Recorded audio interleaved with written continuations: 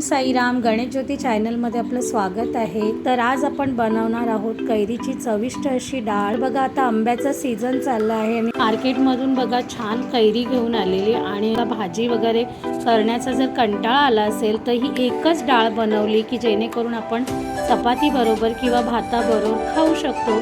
तर कैरीची चविष्ट डाळ कशी बनवली आहे ते आपण चला बघूया. मी मसूरची डाळ बनवत आहे. मसूरची आंबा घालून डाळ बनवते.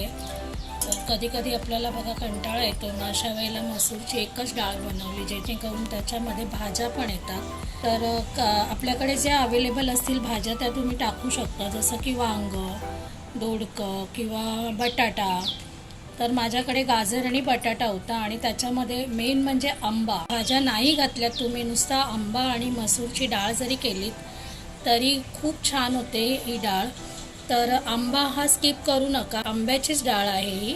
तर त्यासाठी लागणारं साहित्य, तर कांदा तुम्ही असं उभा चिरून घ्या. एक टॅमॅटो, आता आंबा आहे म्हणून मी जास्त टॅमॅटो घेतला नाही आहे.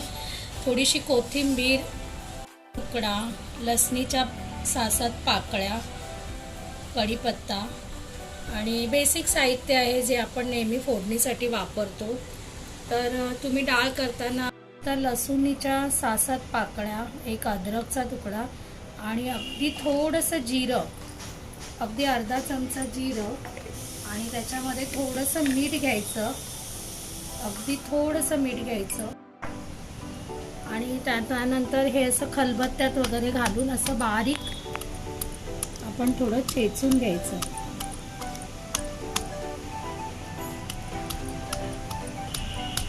मी बघा असं टेचून घेतलं आहे, जास्त बारीक नाही केलं आहे. आणि कढीपत्त्याची पानं पण अशी मस्त चुरा करून घ्यायची, त्यामुळे त्याचा स्वाद उतरतो. 2 चम्मच तेल घातलं आहे.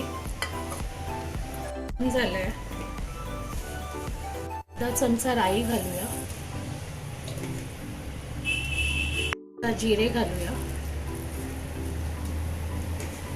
तडला आहे. थोडीशी मेथी घालते मी, अगदी थोडी, त्याने स्वाद चांगला येतो. कांदा घालून घेऊया.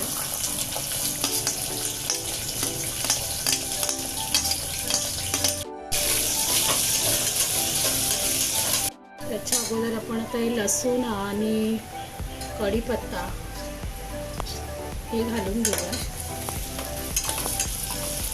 तेलामध्ये चांगलं लाल करूया, व्यवस्थित परतून घेऊया. कांदा कढीपत्ता छान असा लाल झाला आहे. आता टॅमॅटो घालून घेऊया आपण.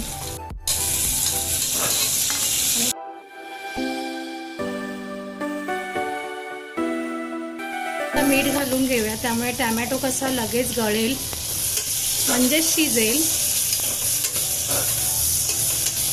छान मस्त असं गळलं आहे. आता आपण मसाले घेऊया टाकून. तर याच्यामध्ये आपण हळद घालूया आता 1 चमचाभर, अंदाजान हळद घाला. नंतर 1 ते 1.5 चमचा धना जिरा पूड घालते मी, मिक्स आहे धने आणि जिरा पूड. तर नाही येणार. 1 चमचाभर तिखट, लाल तिखट तुम्ही तुमच्या तिखट आवडीनुसार घाला. हिंग, एक अर्धा चमचा हिंग घाला. सगळे मसाले बघा मस्त असे तेलामध्ये परतून घ्या.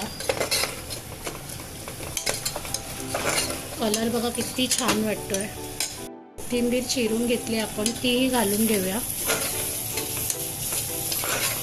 त्याच्यामध्ये भाज्या घालून घेऊया. तुमच्याकडे जी अवेलेबल असेल भाजी ती घालून घ्या. नसेल भाजी तरी चालेल, नुसती डाळ जरी घालून तुम्ही परतून घेतलं तरी सुद्धा मस्त लागते. डाळ ही डाळ भिजत घातलेली, त्यामुळे डाळ बघा किती मस्त अशी भिजली आहे. आणि ती आता आपण तेलावरती या मसाल्यावरती परतून घेऊया. इथे आता परतून घेऊया डाळ. तर इथे आंबा मी आधी घातला नाही, कारण आंबा लगेच शिजला जातो, गळला जातो त्यात. डाळ मस्त अशी तेलावर आधी परतून घेऊया. सगळं सुकलं, डाळ मस्त तेलावर मसाल्यावर मस्त अशी परतली आहे. आता आपण याच्यामध्ये पाणी घालूया. तर इथे पाणी मी गरम करण्यासाठी ठेवलं आहे, तर गरम पाणी आपण डाळीत घालूया. तर इथे गरम पाणी घालते बघा मी डाळीमध्ये. तर तुम्हाला डाळ कशी हवी आहे पाणी जास्त हवं आहे डाळीमध्ये की कमी हवं आहे, घट्ट अशी हवे, तर तुम्ही त्या अंदाजाने पाणी घाला. पातळी नको आणि जास्त घट्टही नको, त्याप्रमाणे मी मीडियम असं पाणी घालते, जेणेकरून आपल्याला राईस बरोबर खाता येईल. त्या अंदाजात मी पाणी घातलं आहे. आणि थोडं कमी वाटतंय, मगाशी अर्धाच चमचा घातलेला, तर आपल्या चवीनुसार अंदाजाने मीठ घाला. आणि डाळीला बघा मस्त अशी उकळी आली आहे. इथे मी आता एक शिट्टी काढून घेते, त्यानंतर मी आंबा घालेन. तर इथे छान अशी 2 शिट्ट्यांमध्ये बघा डाळ शिजली आहे.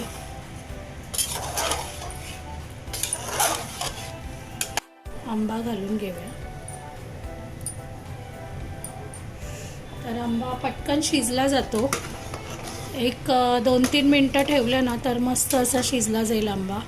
बाकी डाळ वगैरे शिजली आहे, बटाटा शिजला आहे.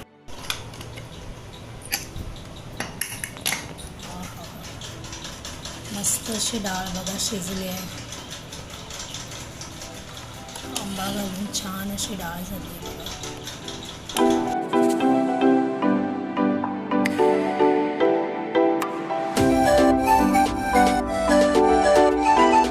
इथे मी आता सर्व केलं आहे बघा. किती छान दिसते डाळ. आणि राईस पण मी जिरा राईस बनवला आहे. साधा राईस बरोबर पण ही डाळ छान लागते.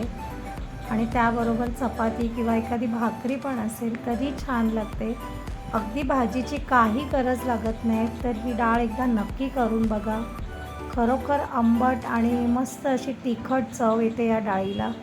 तर अशी सिंपल साधी रेसिपी नक्की करून बघा. आणि हो, कमेंट्स करायला विसरू नका.